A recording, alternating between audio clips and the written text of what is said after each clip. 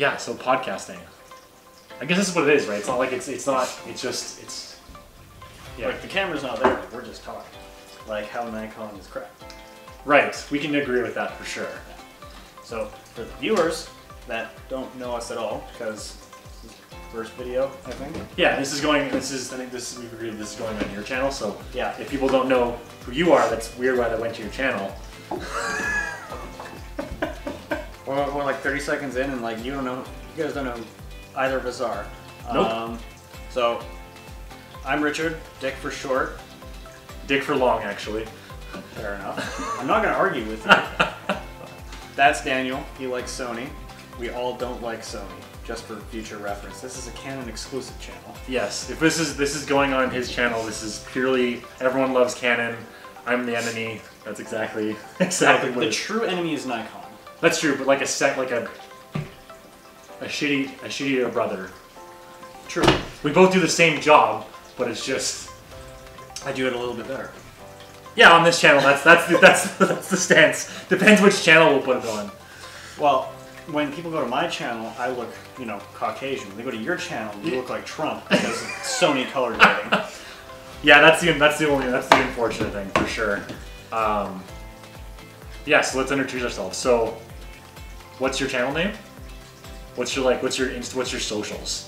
That'll be the first thing for people to know about. So my Insta is @GraysonVisuals. That's probably what I'm going to end up naming this channel when I actually make a decision for once in my life. I mean, you'll put it in the description. Yeah, there you go. In the description. But you also put it on the screen as well. So you'll have like the right. You can't see, right? No. So if it's going to be here, here, and here for you. So that's yours. Yeah. And then mine is Daniel Esch Photography. Here, here, and here. And that's where you can find us. So now you know who we are. And that's a problem for later editing me. But that's just text. Exactly. I can even do that, and I'm a shitty editor. Well, I wouldn't say you're a shitty editor. I just don't know I can do a little bit now. Now, well, like once you play with Lightroom. We all know Lightroom, but you use Lightroom for editing, for video editing? Surprisingly, that's something I found out recently. Is when you import, I imported like 20,000 photos because I lost my Lightroom catalog. Yeah. But I imported some of my videos as well, which is why it took so long and crammed up my hard drive. Oh, that's so I can actually view the videos in Lightroom, but I can't edit them. Yeah. I don't know why they do that. Oh, they just show up. Yeah, it shows that this video is this long, it was shot on this lens, this shutter speed, and it gives all the information that Lightroom normally would. Yeah. But you can't edit it, you can just look at it. I think that'd be interesting if you could even edit it, if you could edit it. Like it just lists like, hey, do you want to use this new program called Not Lightroom? Exactly, and I think that's something that's been missing for editors for a long time, is kind of an all-around editing platform where you can edit photos and video in the same application. But I think you'd be losing the fact of being like the best video editor, the best photo editor, because you could probably do like shittier Movie Maker and shitty Lightroom and put it together and be like, this is our thing. But isn't it better to have it separate though? It can be. Like storage is one thing, but like storage is you want to have things. It'd be cool to have everything like for Lightroom and Behance or whatever, Behance or whatever, where you can put everything together. Yeah. But yeah. I mean, I use I guess technically in Premiere Pro you can edit photos because you add a photo to the timeline. You can add color grading to it. Yeah. But not as the same as Lightroom or Photoshop. No, you're not going to get the same amount of dynamic range or anything like that. Yeah. Unfortunately. But, oh well.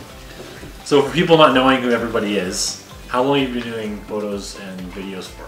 Like what did you start out with? Videoing or photoing? I started out with photoing, but trying to do videoing. Yeah. It didn't end well for me. I bought my first DSLR 2.5 years ago now, I think. Okay. What was it? What was your first one? Let me guess, it's Canon, right? It was a Canon. Yeah. And I bought a Canon T6 with just a basic kit lens, and then I bought a 50mm f1.8, the Nifty 50. Which everyone should be their first lens. Except if you have Sony, which will be another conversation. But on this channel, we're not talking about Sony. I don't know, I'm interested. Like, so that was my first setup, and that was all I had for the longest time. What did you start with? Well, the same that I've had now, because I've only been doing this for about 2 years now. So I've had the A6000, and I have the 35mm Sigma 1.4. which we've discussed today about actually with another video. Is it a crop sensor or is it not?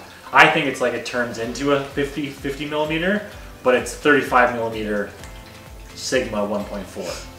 So that's what I started with because it had 11 frames per second for sports, and that's what my friend suggested, who was my mentor at that point, and so I went with it. That's the only reason why I went with Sony. I probably wouldn't have an issue at all right now being with Canon. It's just once you get a couple bodies and a couple cameras or lenses, it's like it's hard to just throw them away, but you can't. You don't throw them away. You trade them in, and you get something that isn't garbage. as long you can trade up to literally anything as long as it's not Nikon. Yeah, well, we both agree on that. That is something that we agree on either channel. There's no Nikon allowed. Did you hear about what Nikon is doing now with their new mirrorless cameras? The Z somethings? Yeah, so they had a few years, I think it was 2 years ago now, they had the Z6 and the Z7. Yeah. But now they've got the Z Space 7 II and the Z Space 6 II. Why the fuck would they call it space? I don't know, there's like a space between it. If you look at the original marketing for the Z6 and the Z7, it's just Z6, Z7. Yeah. Now there's a space and the number 2. Instead of doing like, because they try to make it more video-centric. Yeah. As a little bit further away from photos, which Nikon should have no business doing in the first place. Yeah. It should have been like an S, like a Z7S or a Z6S, something more video-centric, which is what they're trying to do. Yeah. But it's garbage. Well, The specs are almost identical, exactly the same. They made some firmware updates, so they've got better eye autofocus and all that. everyone's got eye autofocus. It's like that's not a new thing. That's what everyone has now. Yeah, I mean Nikon, they did have it in like the Z6 and the Z7. Yeah. Oh, But- sorry. The cat water thing. That's probably gonna be really annoying. Yeah. That might be something. Ignore that. That's a problem for later me. Yeah, you're gonna have yeah. So yeah, we can definitely both agree that Nikon is hilarious. Everyone who has a camera in the 80s and 90s and did sports photography, maybe that's the only point we needed to, but no anymore. There's no reason to. Yeah, like the D8 or whatever it was, the big, like hunky sports camera, Yeah. the Nikon equivalent to the 1DX. Yeah. Great camera. You can Yeah. get good photos, but it was great for sports. Yeah. Nikon was the latest to the game at going actual full-frame mirrorless, Yeah. and they're paying the price for it now. Yeah, it's just really terrible to people who have those bodies and they can't do anything with it. Just like no one wants it. I hear a lot of people saying, oh, I love it, this is great, I can adapt all my old lenses. Great, Nikon still did that last. Yeah. And you don't want Nikon glass. You don't. It's not, they're like, No. third-party companies are making better glass. Like you can throw a Sigma or a Tamron on a Nikon and make it infinitely better, Yeah.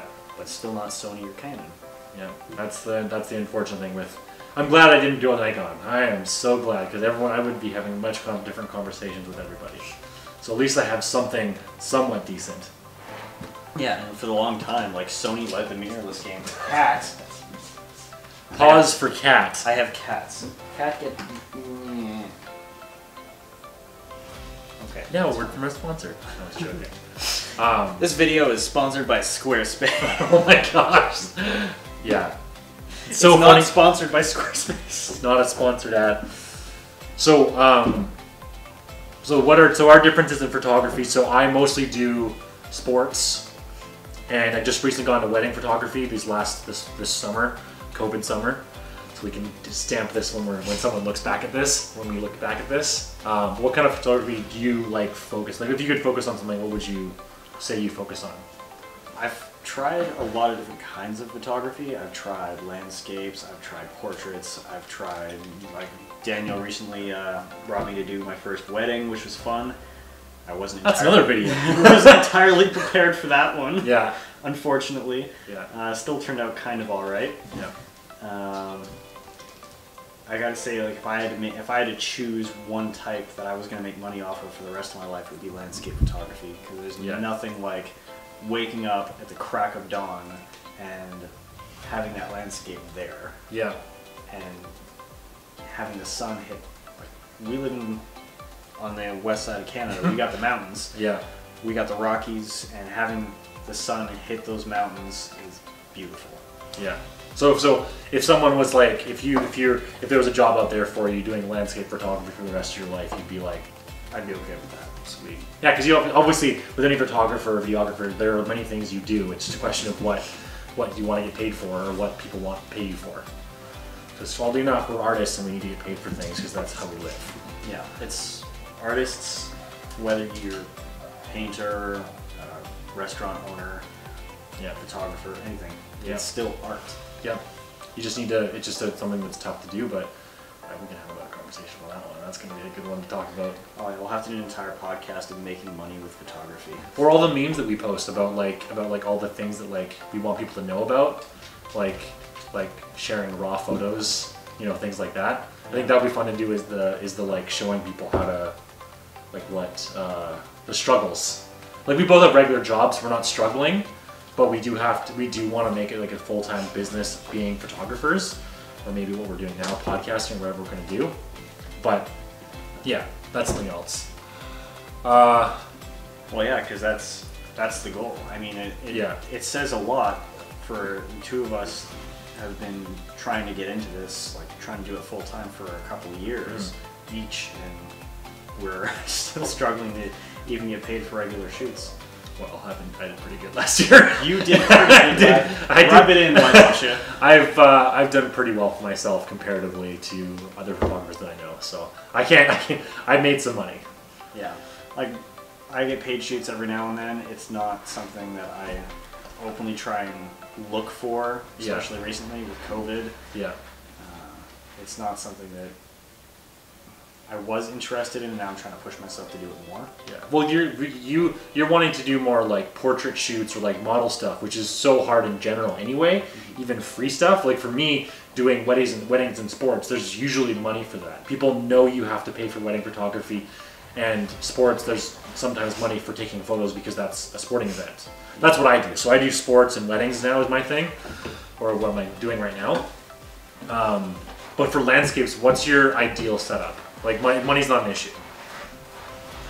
Well, every photographer should have a telephoto, 70 to 200. But like, what's your most people when you we should talk about this. So our favorite people are Peter McKinnon and what's the other guy's name? Matty Kapoya. Yeah, I can't say his last name, but that's kind of where we're basing all of our stuff on with doing this as a collaboration. Everything is kind of being those people.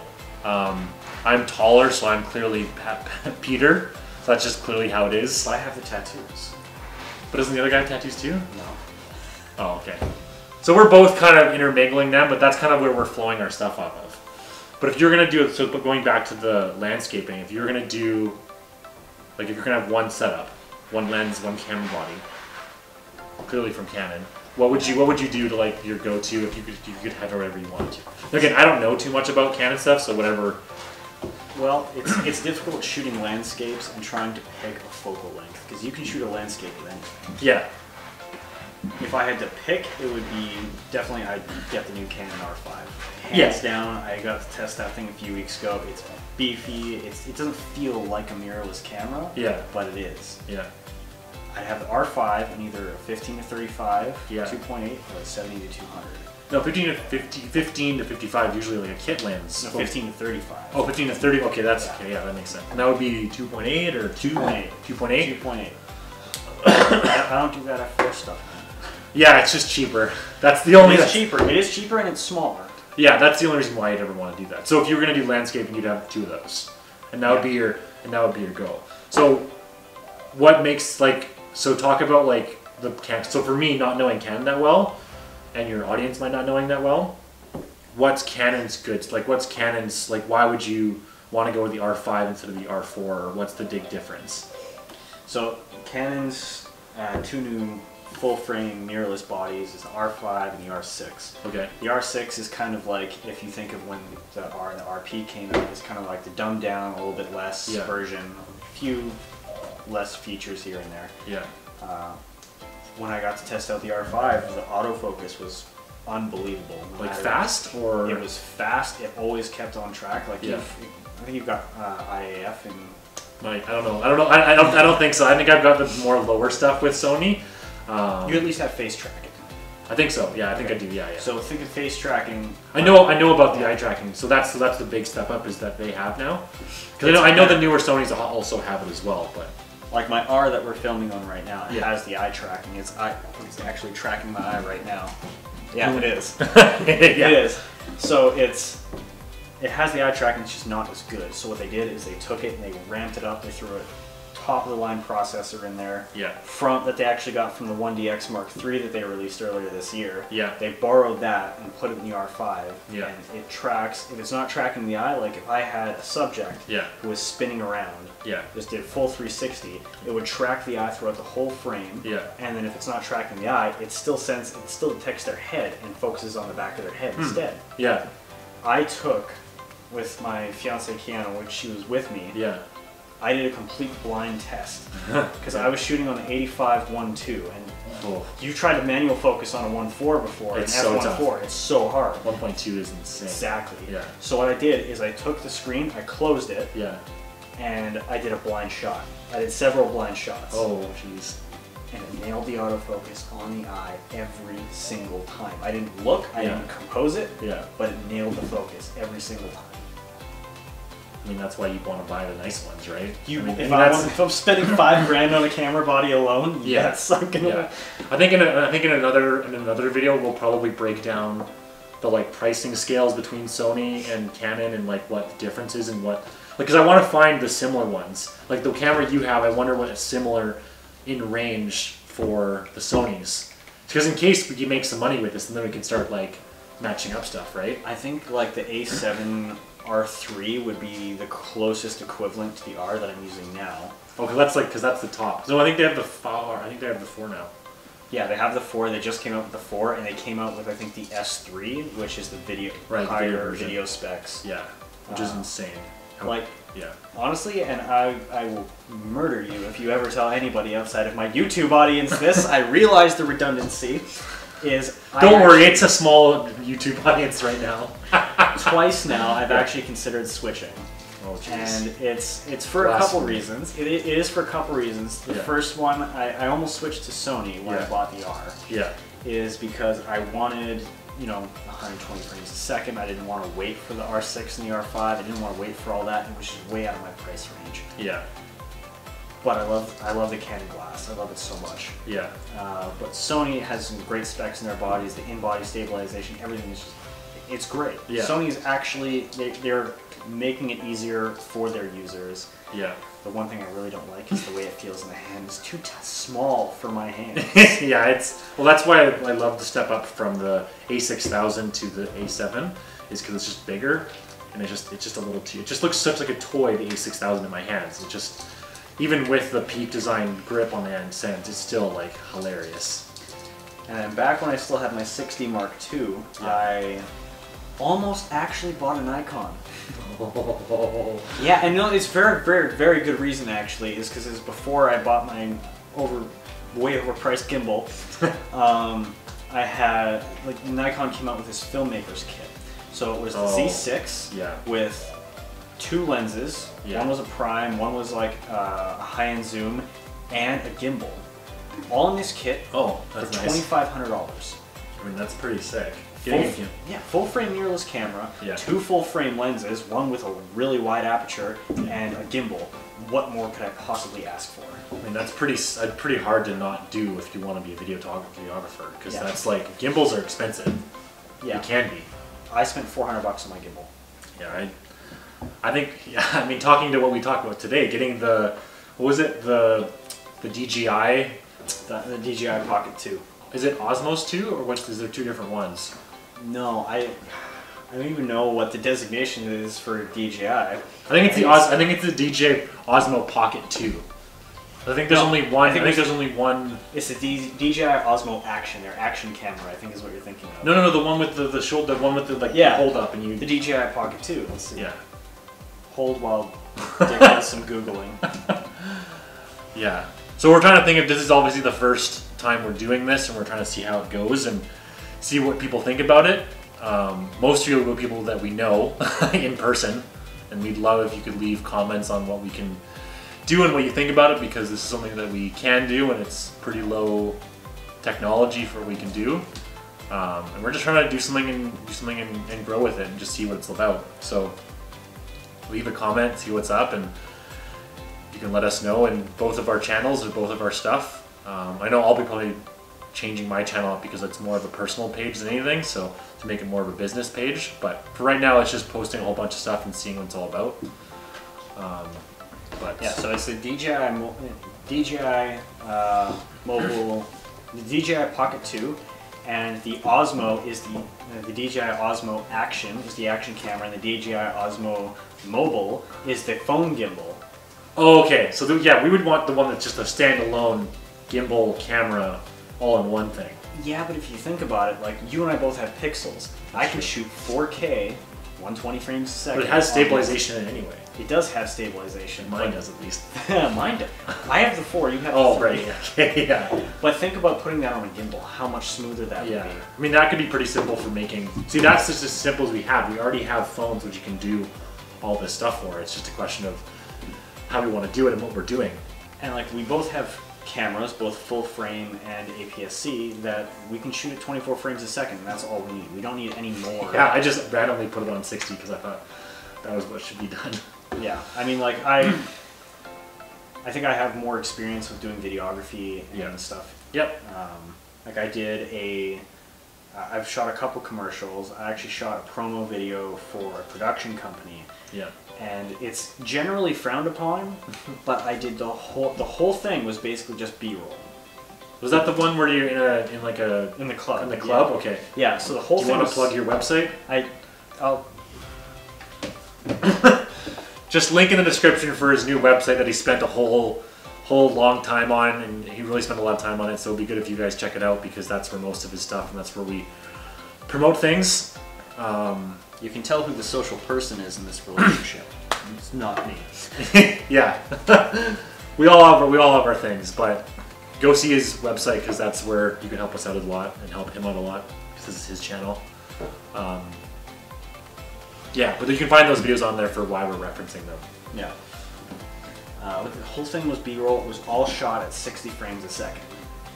It looked fine. I know. Exactly. Yeah. It looked fine. It was shot on like my 60 Mark II, which did not have the best video capabilities at all. Well, it was tough because it was low light. Like it was. Exactly. Like it was hella low light on there. Like the grading I had to do on that was insane.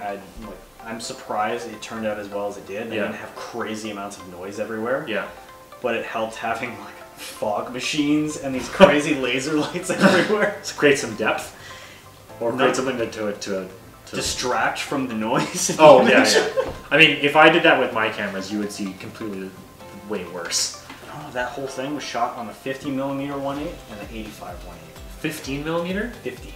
Oh, okay. 50. That makes sense for Yeah, the 50 and the 85. That's the whole thing. And in all of that, I had one battery. I was there for 6 hours. And I shot over 3,000 photos of the dancers. Oh, jeez. Because I was doing work for them as well as the production company. Yeah.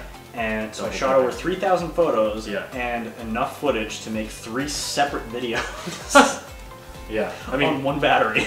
Yeah, so that must have been a native battery, not a bogus Amazon. It was the only battery I had. Oh man, that's the toughest thing. First, like if you ever get a camera, first thing you gotta do is get another battery. Like that's the hugest thing to do. Yeah. Cats. That's it. Glad I got that on video. This is the second cut. Second cut because my cats are insane. Yeah. I didn't want cats. My fiance wanted cats. We gotta bring it in though. You can't just start with that. Hey, so cats are weird. So we're gonna be back to this now. Yeah. back to why we're actually here. So what do you want to do with photography and videography? Like what would be your thing, or what would you like if you want to tell people what they can find you and what they want you to do and what you know you can do, right? I do a lot. I mostly specialize in videography, portraits, stuff like that, because that's what people want to see. That's what people pay for. That's where, as much as I don't like doing portraits as much, that's where my talent seems to lie, or so I've been told. I agree. I agree with that.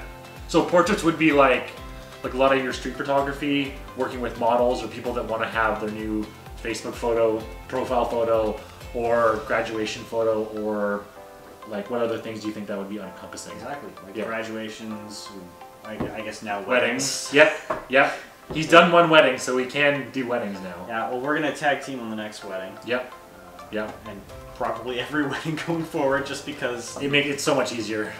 Yeah. It's so much easier. Like, working with other photographers in general. Like, if I've got a shoot, I had a shoot last couple weeks here in the apartment. Yeah. There's 10 people. Oh yeah, that was. Oh, is that on your website now? Yeah. Yeah. Some of it is. Some of it is. They're working up to releasing the whole set. So you just did something for yourself? You just posted something you can? Or? I put a few on the website, but they don't want anything like posted on social media until Halloween when they release the whole set. That's so strange. It is. That's okay. That's just what they want to do. It's a client, right? Exactly. You know, the client's always right. That's a real thing. Yeah. The client is always right. That's the other thing on here is we can be careful about talking about clients and all of that because that's always tough. I've had some crap clients. How about you guys? Okay, so we know what you can do. So you're on Instagram. You have your own website. You have this YouTube channel, which you're clearly here for. And if you've watched this long, oh my goodness, what are you? Like probably half-hour video. What do you? I don't even know. Doesn't matter. It's just putting it out there.